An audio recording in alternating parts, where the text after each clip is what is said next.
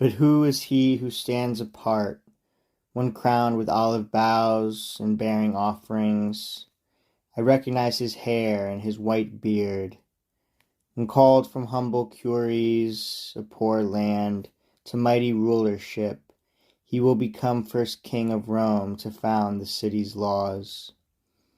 And after Numa, Tullus, who will shatter his country's idleness and wake to arms the indolent and ranks unused to triumph. Beside him is the ever boastful Ancus, one even now too glad when people hail him. And would you see the Tarquin kings, and too the haughty spirit of avenging Brutus, the fasces he regained.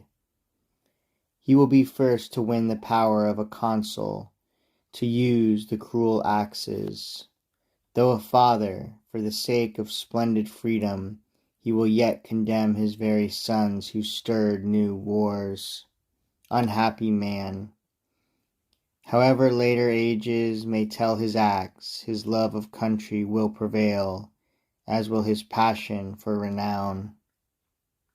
Then see far off the Decii and Drusi, Torquatus of the ruthless axe, Camillus as he brings back the standards.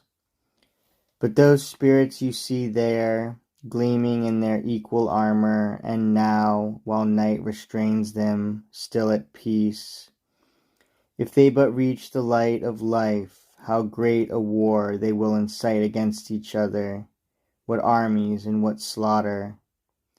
There is Caesar descending from the summits of the Alps, the fortress of Manicus, and Pompey, his son-in-law, arrayed against him with the legions of the East. My sons, do not let such great wars be native to your minds, or turn your force against your homeland's vitals. And Caesar, be the first to show forbearance.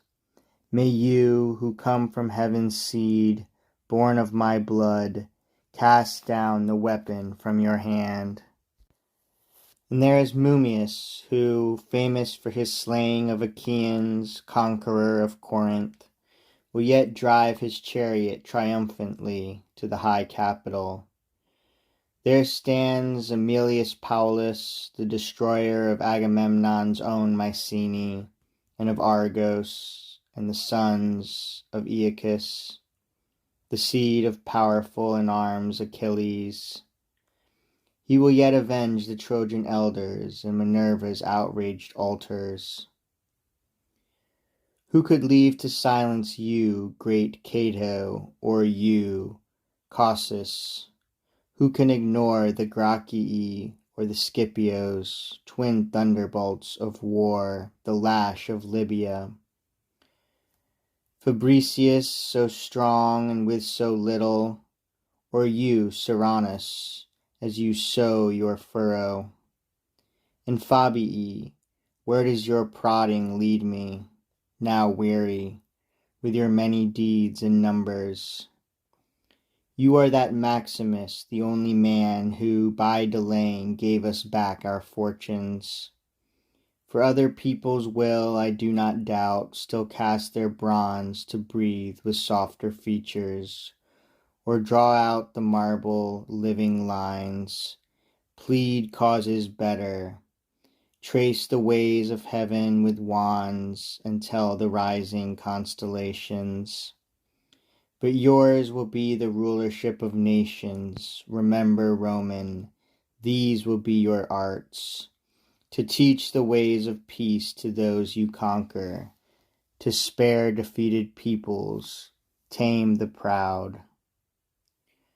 So while Aeneas and the Sibyl marveled, Father Anchises spoke to them, then added, And see Marcellus there, as he advances in glory with his splendid spoils, a victor who towers over all, a horseman. He will set the house of Rome in order when it is confounded by great mutiny. He will lay low the Carthaginians and rebel Gaul. Then for a third time Father Quirinus will receive his captured arms. At this Aeneas had to speak. He saw beside that shade another, one still young, of handsome form and gleaming arms, and yet his face had no gladness, his eyes looked down. Who, father, moves beside this man? A son, or one of the great race of his son's sons? For how his comrades clamor as they crowd! What presence his! And yet around his head black night is hovering with its sad shade. With rising tears Anchises answered him, My son, do not search out the giant sorrow your people are to know. The fates will only show him to earth, but they will not allow a longer stay for him. The line of Rome, O high ones, would have seemed too powerful for you, if his gifts, too, had been its own. What cries of mourning will the field of Mars send out across that overwhelming city? What funerals, O Tiber, will you see when you glide past the new-made tomb?